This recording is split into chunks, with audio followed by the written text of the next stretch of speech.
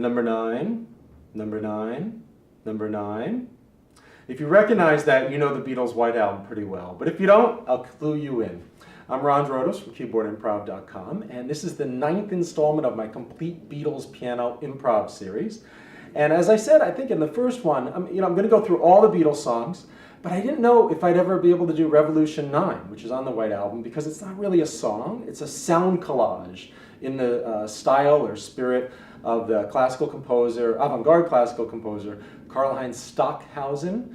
And the Beatles were influenced by him in their sort of tape loops and playing things backwards and cutting up tapes and doing stuff with the recording. That was pretty avant-garde at the time. It was pretty avant-garde in any circle, but then especially on a rock or pop record. In 1968, when this was done, John Lennon was also heavily influenced by Yoko Ono, who he had just started, I guess you could say, dating. And she was an avant-garde composer too, and she did this kind of stuff. And but the other Beatles did too. Paul McCartney had done some experimenting with sound collage, taking previously recorded materials and layering them and playing them backwards and stuff. George Harrison, who also had a hand in this recording, did as well. This sort of grew out of their other song, Revolution, which had different versions and some were extended jams. But then it became its own thing. So on the White Album, you have what's called Revolution 1, which is a slower version of the song you might know as Revolution. They say, we want a revolution, that one. But then there's also Revolution 9, or I used to call it Revolution number 9. And it has that famous recording of a tape loop of a guy saying, number 9, number 9, number 9. And that's where they got the title from. It was also John Lennon's birthday on the 9th of the month, and it was a lucky number, so he went with it. So there's actually a lot of music in here, but it's pre-recorded from other sources. It's a little vague what some of the sources are, but there's a big mix, and then it's layered with people talking and different sounds of things happening and everything. And there's a flow to it. This kind of music was very strange and revolutionary in the, no pun intended, revolutionary in the late 60s when it appeared. But since then, we've really heard this. You hear it in movies all the time, soundtracks, you hear it on the news. We hear this kind of stuff all the time. Just things layered and juxtaposed. Can't even say it, juxtaposed. So this may be the first sort of full-length, in a way, recording of this song, or cover of the song on piano, certainly. There is one on YouTube of a short version of the main sort of theme you can find, but as far as I know, nobody's done sort of the whole thing in the spirit of what Lennon was going for, I think. So there's some different music. One of them is this main piano theme in B minor.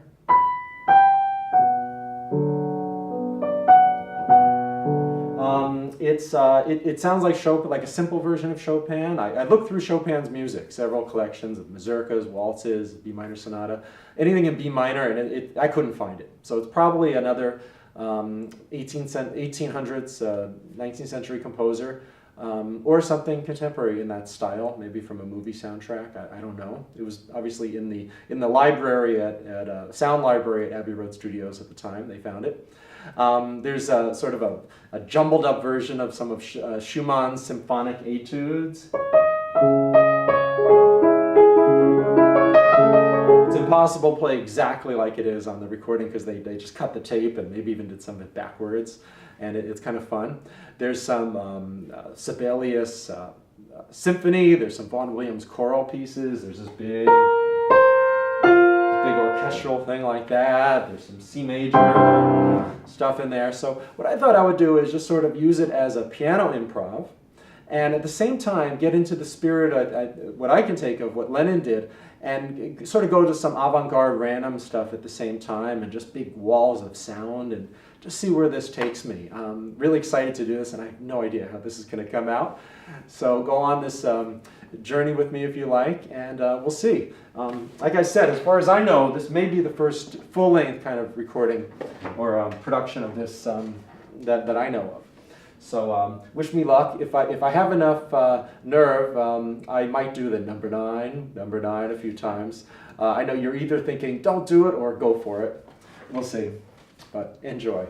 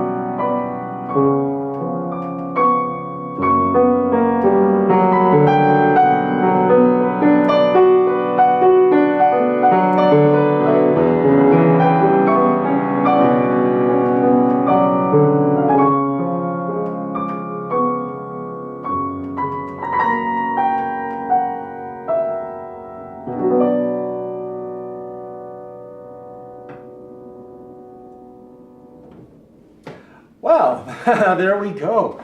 As far as I know, I don't know. Maybe people have been doing that for years and just it's on some recording somewhere, but I don't know of any. If you do, let me know. I'd be interested to see what somebody else might have done with that. Like I said, there is one short video of maybe like the main theme on YouTube, but this is the first sort of full length, as you will, version. So thanks for being here.